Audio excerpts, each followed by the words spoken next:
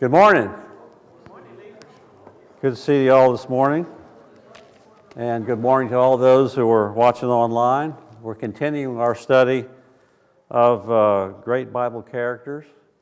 And this morning we're going to be talking about Daniel. So if you would, turn to the book of Daniel. And we'll be discussing his life and how we can use his examples to help us in our life. But before we get any further, let's have a word of prayer. Father in heaven, a great and awesome God, we're just so thankful to you for your blessings, especially for Jesus.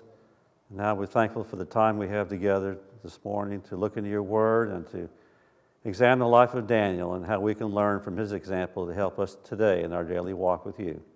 In the name of Christ we pray. Amen. Amen. Okay, a little bit of a historical background of the book of Daniel. Let's go back to the days of Solomon and when Israel enjoyed peace and prosperity. But after he passed away, Israel went downhill and deviated from God's commands and ended up with a divided kingdom. The northern kingdom was made up of 10 tribes, and the southern kingdom of 2 tribes. How many good kings were there in the northern kingdom, kingdom of Israel? Do you remember? 0. Zip. They were all bad. And there were a few good kings in the southern kingdom, but the prophets were sent to Israel and Judah to convince them to turn from their evil ways. They had rebelled against God, worshiping idols and so forth. Eventually, the northern kingdom was taken into captivity by Assyria, and the southern kingdom continued for a while. They too rebelled against God and refused to repent, and eventually they were taken into captivity by Babylon. Let's just kind of review that just quickly here. There were 3 deportations from Israel over to Babylon. The first was in 605 BC, and that was, Daniel was included in that deportation. Others in 597, temple treasures looted, more captives, including Ezekiel. And then finally in 586, the last deportation, that's when the temple was burned down and more people were taken into exile. Okay, so that's where we find Daniel. And let's go ahead and get into the text. And I'm going to start with verse 3. And I'm reading from the New King James Version. Then the king instructed Ashpenaz, the master of his eunuchs, to bring some of the children of Israel and some of the king's descendants and some of the nobles, young men in whom there was no blemish, but good-looking, gifted in all wisdom, possessing knowledge, and quick to understand, who had ability to serve in the king's palace, and whom they might teach the language and literature of the Chaldeans. So here we got the cream of the crop here. Verse 5, and the king appointed for them a daily provision of the king's delicacies and of the wine which he drank, and 3 years of training for them, so that at the end of that time they might serve before the king. Now among those of the sons of Judah were Daniel, Hananiah, Mishael, and Azariah. To them the chief of the eunuchs gave names. He gave Daniel the name Belteshazzar, to Hananiah Shadrach, to Mishael Meshach, and to Azariah Abednego. But Daniel purposed in his heart that he would not defile himself with the portion of the king's delicacies, nor with the wine which he drank. Therefore he requested of the chief of the eunuchs that he might not defile himself. Okay, well, what was wrong with the food? Why did he refuse to eat? What was the problem here?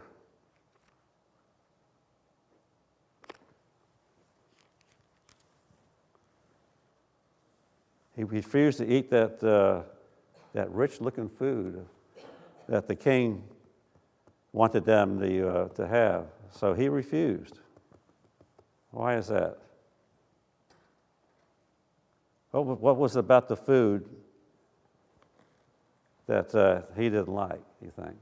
Well, it would have been, some of it would have been unclean because, they had all of the food laws and different kinds of uncleanness if they ate this or that. And most likely it was something that was unclean, or at least a mixture of it, because in the old law, even if they had everything clean and something unclean touched it, it would be unclean. So he probably was concerned about that.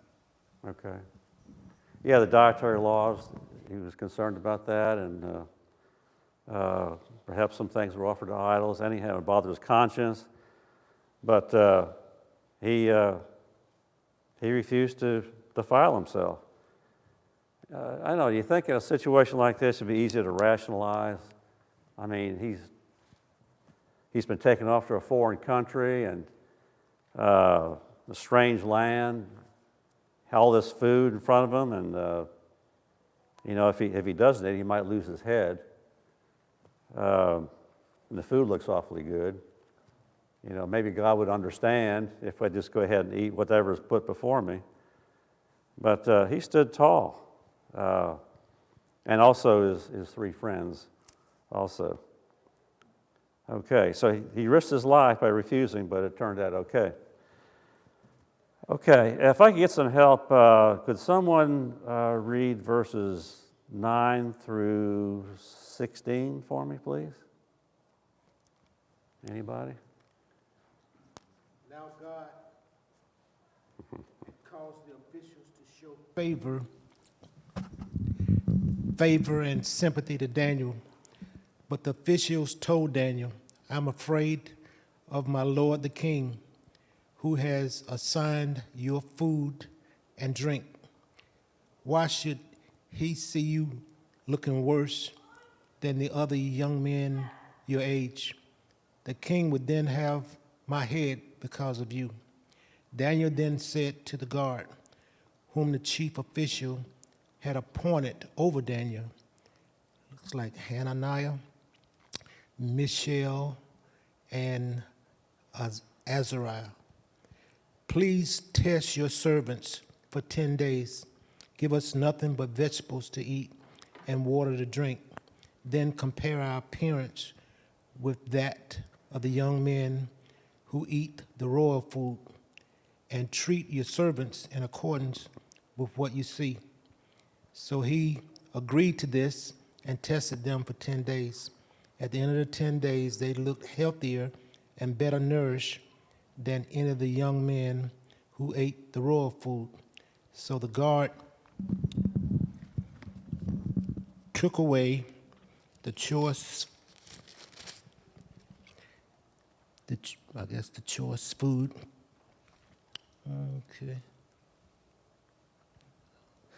Okay, and the wine they were to drink, and gave them vegetables instead. Okay. Very good. Thank you. Go ahead. Sorry about that. Okay. So Daniel convinced the steward to put them on a special diet. 10 days of just vegetables and water. I don't think I would want to try that. I couldn't stand vegetables and water for one day.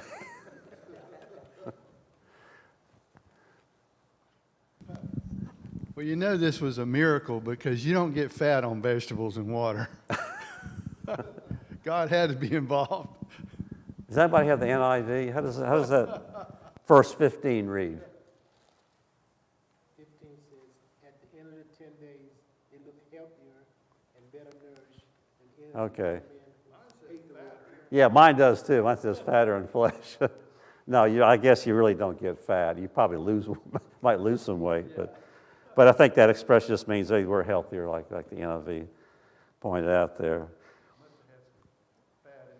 I don't know if that's you vegetarians. Would fruit be involved in vegetables? I don't know if that's considered a vegetarian diet if he had fruit in there or not. But maybe I could do it if it had fruit.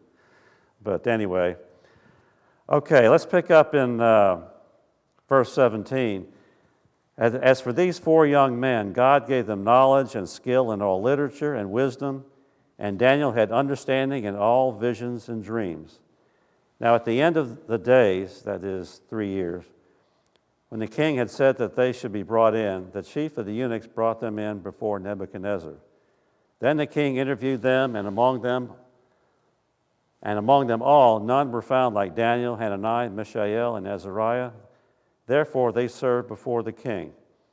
And in all matters of wisdom and understanding about which the king examined them, he found them 10 times better than all the magicians and astrologers who were in his realm. Then Daniel continued until the first year of King Cyrus. King Cyrus we find mentioned in Nehemiah chapter 1, verse 1. He was the one that let the Israelites, some of them, go back to Israel. We'll talk more about that a little later. Okay, that's chapter 1. Any thoughts before we continue on to chapter 2? I got a question. Yeah. You had mentioned earlier about the food, what was wrong with it. Did it say what was wrong with the raw food as to why they didn't want? I heard this comment, but was there any more to that? No, it doesn't really go into it, but we assume that he wanted to stick to kosher, foods, and didn't want to defile his conscience perhaps with some of the things there. And I got to admit, that has to be pretty tempting to see all that rich food and decide he's going to eat vegetables for. I can't even pass up a cookie. Yeah. Yeah, I'm afraid I couldn't do that, but this shows the faith that he had. Okay, let's go on to chapter 2. Nebuchadnezzar had a dream, and let's read a little bit about this dream that he had. Now, in the second year of Nebuchadnezzar's reign, Nebuchadnezzar had dreams, and his spirit was so troubled that his sleep left him. And the king gave the command to call the magicians, the astrologers, sorcerers, and so forth, so they could tell and interpret the dream. So they came and stood before the king. Verse 3, and the king said to them, I have had a dream, and my spirit is anxious to know the dream. Then the Chaldeans spoke to the king in Aramaic, O king, live forever. Tell your servants the dream, and we will give the interpretation. But the king answered and said to the Chaldeans, my decision is firm. If you do not make known the dream to me and its interpretation, you shall be cut in pieces, and your houses shall be made an ash heap. Well, I guess that got their attention. So let's go ahead down and pick up verse 11. The Chaldeans responded, it is a difficult thing that the king requires, and there is no other who can tell it to the king except the gods whose dwelling is not with flesh. For this reason the king was angry and very furious and gave the command to destroy all the wise men of Babylon. So the decree went out, and they began killing the wise men, and they sought Daniel and his companions to kill them. Okay, verse 14, then with counsel and wisdom, Daniel answered Arioch, the captain of the king's guard, who had gone out to kill the wise men of Babylon. He answered and said to Arioch, the king's captain, why is the decree from the king so urgent? Then Arioch made the decision known to Daniel. So Daniel went in and asked the king to give him time that he might tell the king the interpretation. Then Daniel went to his house and made the decision known to Hananiah, Mishael, and Azariah his companions, that they might seek mercies from the God of heaven concerning this secret, so that Daniel and his companions might not perish with the rest of the wise men of Babylon. Then the secret was revealed to Daniel in a night vision. Okay, let's go on, skip down to verse 24. Then, therefore, Daniel went to Arioch, whom the king had appointed to destroy the wise men of Babylon. He went and said thus to him, do not destroy the wise men of Babylon. Take me before the king, and I will tell the king the interpretation. Okay, and let's go down to verse 27. Daniel answered in the presence of the king and said, the secret which the king has demanded, the wise men, the astrologers, the magicians, and the soothsayers cannot declare to the king. But there is a God in heaven who reveals secrets. So here, it'd be very easy with Daniel, perhaps, to take the credit here and said, I can give the interpretation, but he gives God the glory here. He said there is a God in heaven who reveals secrets. Okay, and this is the image that looks something like this. This is what Nebuchadnezzar saw. Didn't understand the dream, but Daniel gave the interpretation about successive kingdoms after Babylon. And Daniel told Nebuchadnezzar that he was the head of gold, and after that there'd be other kingdoms to come after him. The silver torso, the Medes and the Persians, and down below the gold would be the Grecian Empire, and the legs and the feet would be the Roman Empire. And the verse we all remember from long ago, verse 44, Daniel says, "In the days of these kings," talking about the Roman Empire, "the God of heaven will set up a kingdom which shall never be destroyed, and the kingdom shall not be left to other peoples," and so forth. And we know that the church was established during the time that Rome was in power. Okay, so the king was impressed with all that. Let's go down to verse 48. "Then the king promoted Daniel and gave him many gifts, and he made him ruler of the whole province of Babylon and chief administrator over all the wise men of Babylon. Also Daniel petitioned the king, and he set Shadrach, Meshach, and Abednego over the affairs of the province of Babylon. But Daniel, he sat in the gate of the king." So Daniel was thinking of his friends here. Okay, that's the first dream that Nebuchadnezzar had. Any thoughts on that chapter before we move on? Chapter 3 we're going to skip. That's the story of Daniel's three friends in the fiery furnace. Just briefly summarize. Nebuchadnezzar had made this 90-foot high obelisk and told everybody in the kingdom that when they heard musical instruments, everybody had to bow down and worship this image. Daniel's three friends refused to do so, and thus were cast in the fiery furnace, and they were delivered from the fiery furnace. Okay, everybody remembers that story. Okay, let's go on to chapter 4. Nebuchadnezzar has another dream, although this dream was a nightmare. Okay? Let's find out about this nightmare. Let's start at verse 4. "I, Nebuchadnezzar, was at rest in my house and flourishing in my palace. I saw a dream which made me afraid, and the thoughts on my bed and the visions of my head troubled me. Therefore I issued a decree to bring in all the wise men of Babylon before me, that they might make known to me the interpretation of the dream." I don't know why he just didn't call Daniel in the first place. Why worry about these other people? They couldn't do anything. And let's go ahead and pick up with verse 10. Daniel, came in. Could someone read verses 10 through 15, please?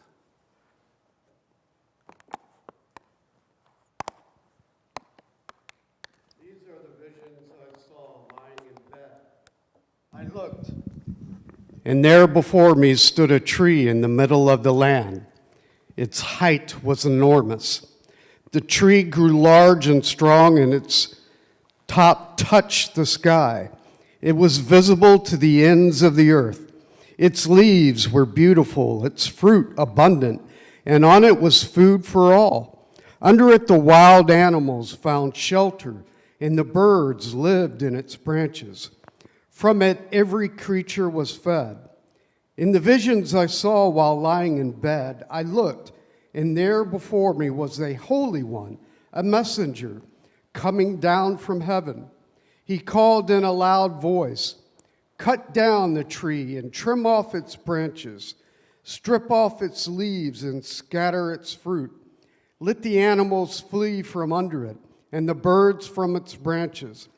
But let the stump and its roots, bound with iron and bronze, remain in the ground, in the grass of the field. Let him be drenched with the dew of heaven, and let him live with the animals among the plants of the earth. Okay. Okay, thank you. Let's go ahead and pick up in verse 20. This is Daniel explaining the second dream.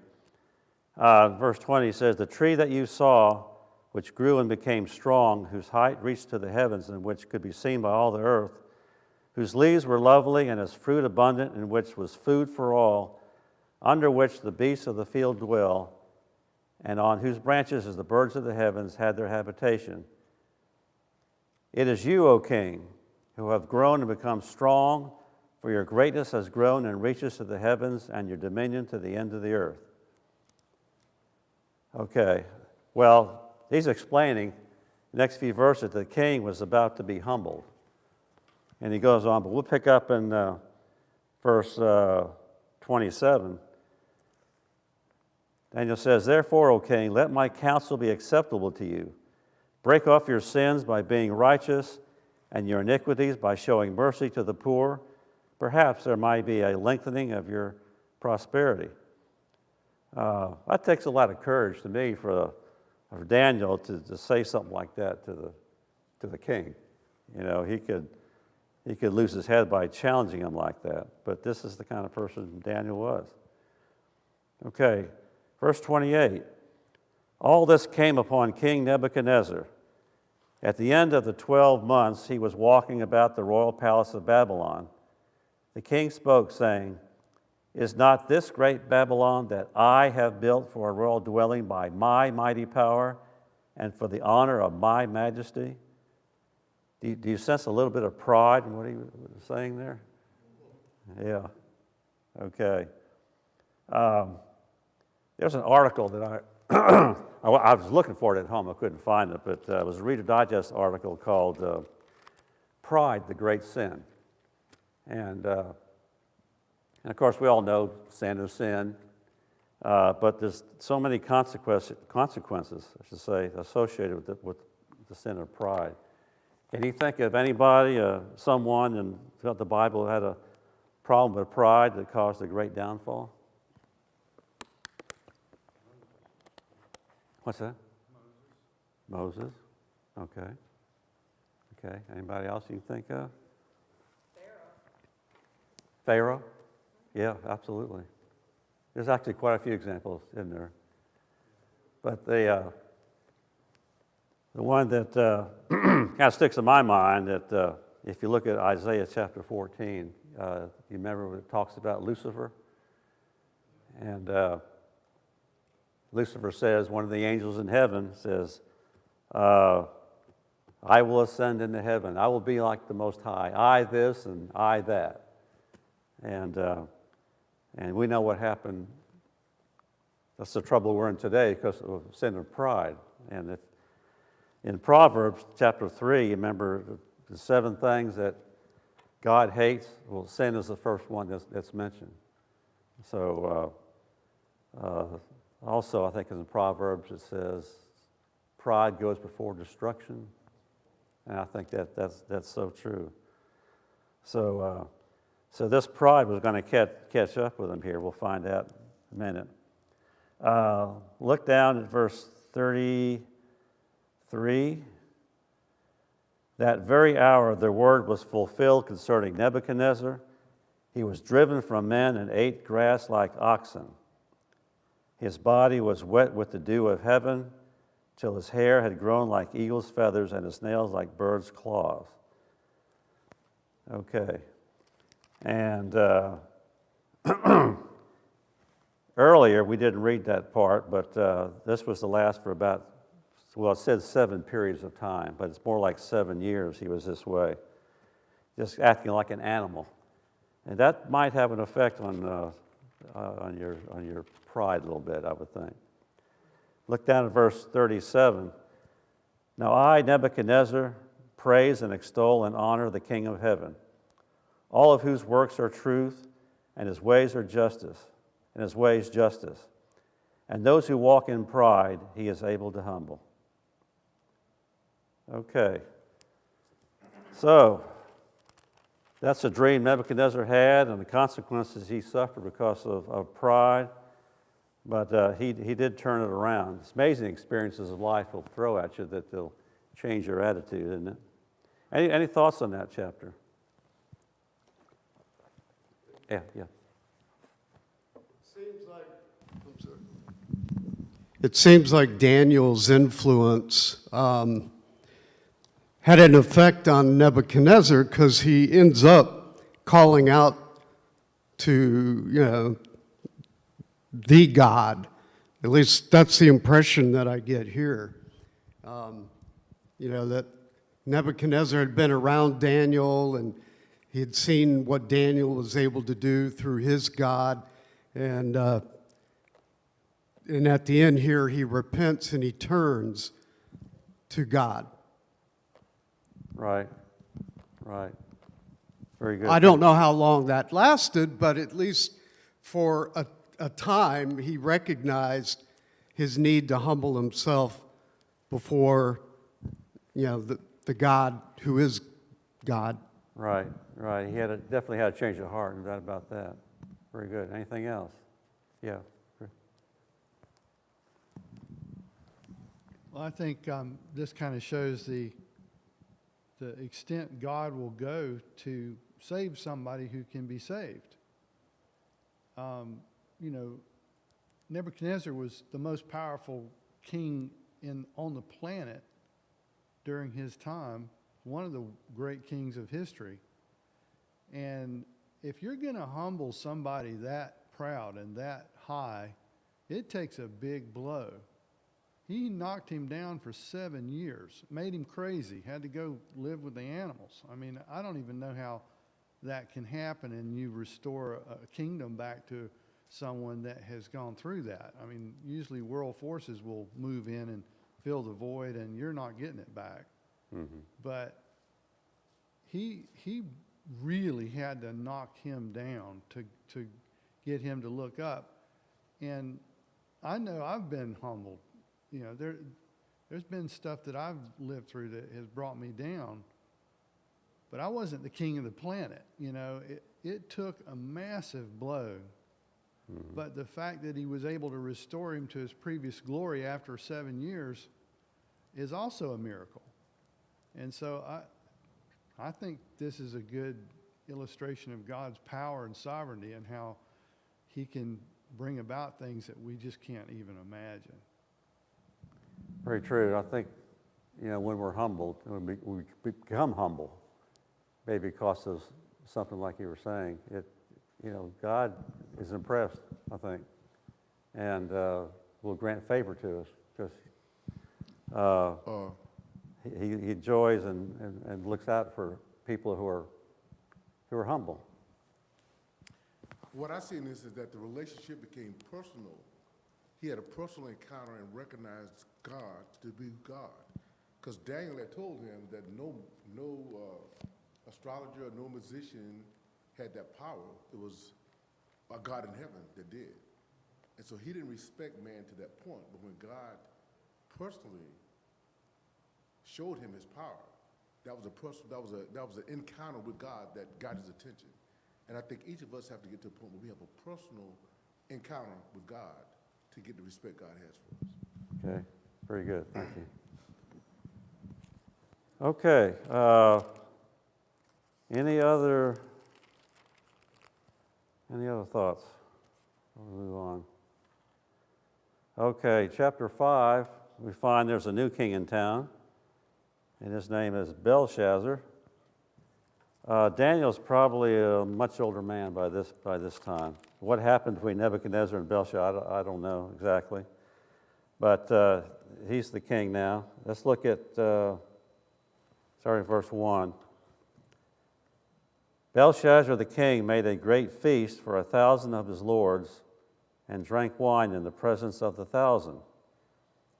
While he tasted the wine, Belshazzar gave the command to bring the gold and silver vessels which his father Nebuchadnezzar had taken from the temple, which had been in Jerusalem, that the king and his lords, his wives, and his concubines might drink from them. Bad idea. Okay, Verse 3, then they brought the gold vessels that had been taken from the temple of the house of God, which had been in Jerusalem. And the king and his lords, his wives, and his concubines drank from them.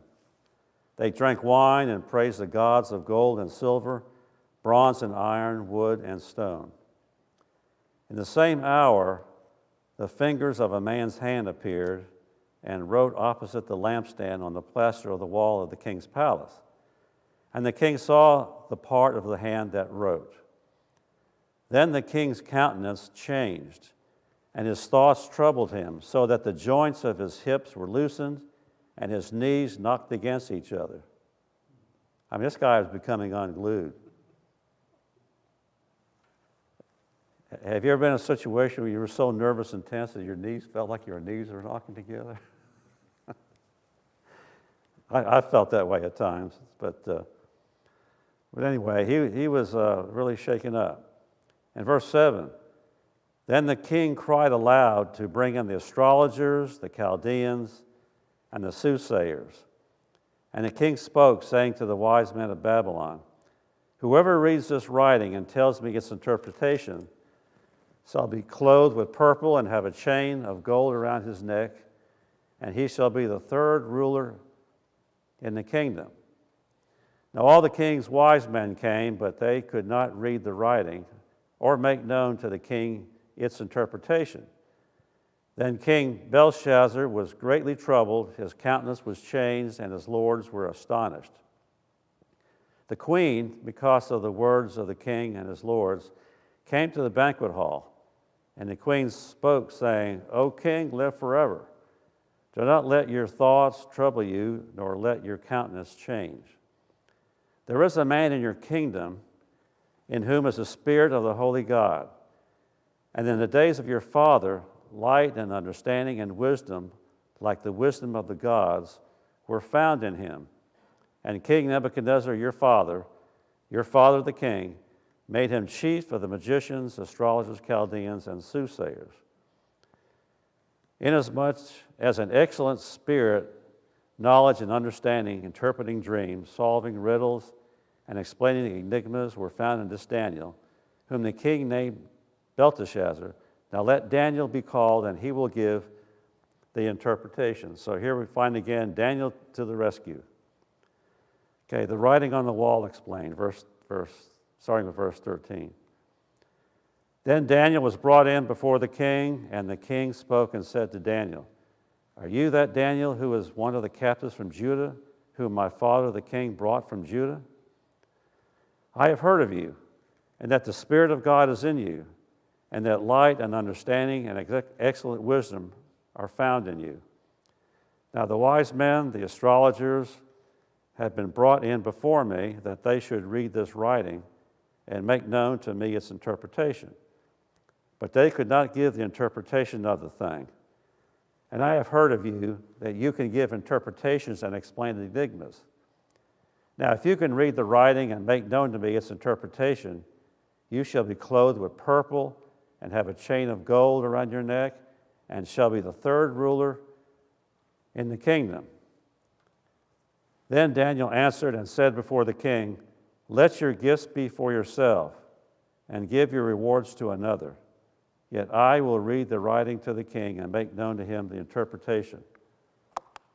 Now, what impresses you about Daniel in verse 17? The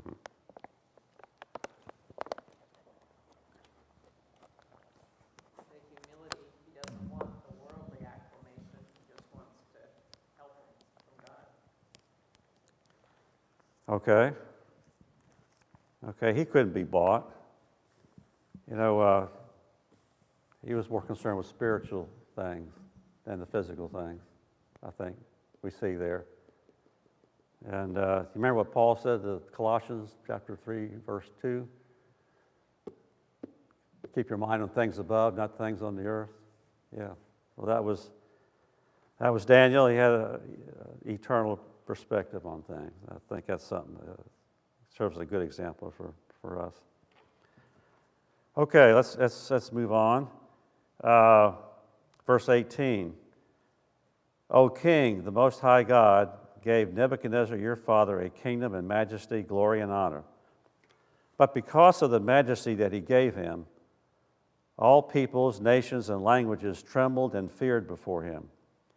Whomever he wished, he executed. Whomever he wished, he kept alive.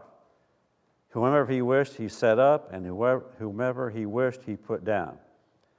But when his heart was lifted up, and his spirit was hardened in pride, he was deposed, excuse me, he was deposed from his kingly throne, and they took his glory from him. Then he was driven from the sons of men, his heart was made like the beasts, and his dwelling was with the wild donkeys. They fed him with grass like oxen, and his body was wet with the dew of heaven, till he knew that the Most High God rules in the kingdom of men, and appoints over it whomever he chooses. But you, his son, Belshazzar, have not humbled your heart, although you knew all this. And you have lifted yourself up against the Lord of heaven. They have brought the vessels of his house before you, and you and your lords, your wives and your concubines, have drunk wine from them. And you have praised the gods of silver and gold, bronze and iron, wood and stone, which you do not see or hear or know. And the king who holds your breath in his hand and owns all your ways, you have not glorified. Then the fingers of the hand were sent from him, and this writing was written. And this is the inscription that was written. And those are the words there. I'm not sure exactly how to pronounce them. But this is the interpretation that was given. This is the interpretation of each word. Mene, God has numbered your kingdom and finished it. Tekel, you have been weighed in the balances and found wanting. And Perez, your kingdom has been divided and given to the Medes and the Persians. So Daniel sees the handwriting on the wall, so to speak. And then verse 29, then Belshazzar gave the command, and they clothed Daniel with purple and put a chain of gold around his neck and made a proclamation concerning him that he should be the third ruler in the kingdom. And I still don't know exactly if it hit Belshazzar what was about to happen to him. Maybe he had too much to drink, I don't know. But anyway, he may have been in denial. But in verse 30, this is what happened. That very night, Belshazzar, king of the Chaldeans, was slain, and Darius the Mede received the kingdom, being about 62 years old. Okay. Any thoughts on chapter 5?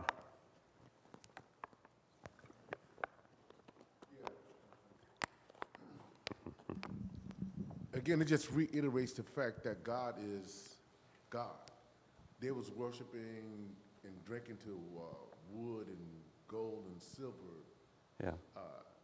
And those things have no value when compared to doing things from a spiritual perspective.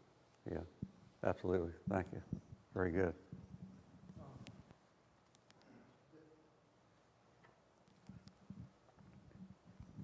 There's an interesting historical event that happened here. According to secular historians, the Medes were actually invading the city while he was having this party. And I think there was an aqueduct that came under the city that they had figured out how to get into. Mm-hmm. And they were literally coming through the city as they were having this party. And so while he's drinking to the gods and he's, using God's utensils as party favors, that his enemies literally invading the city. So there was a lot more to this than just, than in the text here. But the fact that he was so prideful that he didn't even bother with the invasion of his city and was having a party to himself, while he disrespected God.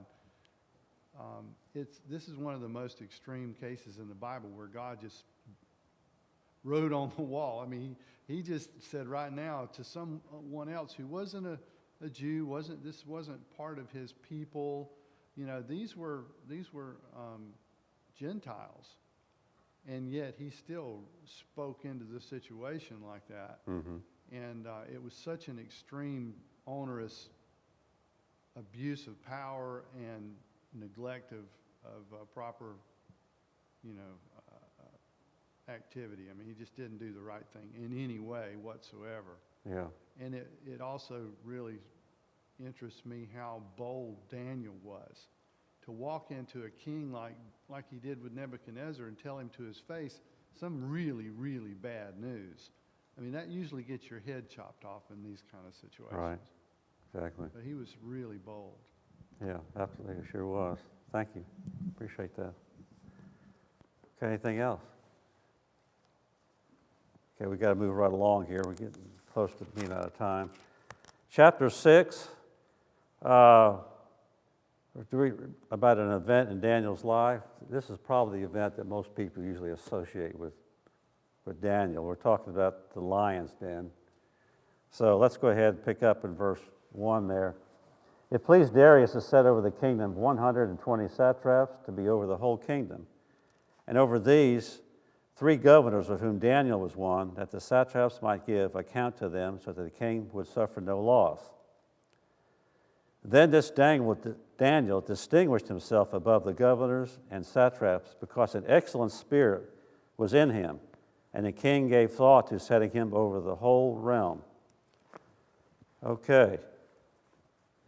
This Daniel, he's got it all together, doesn't he? He's just constantly distinguishing himself wherever he's at.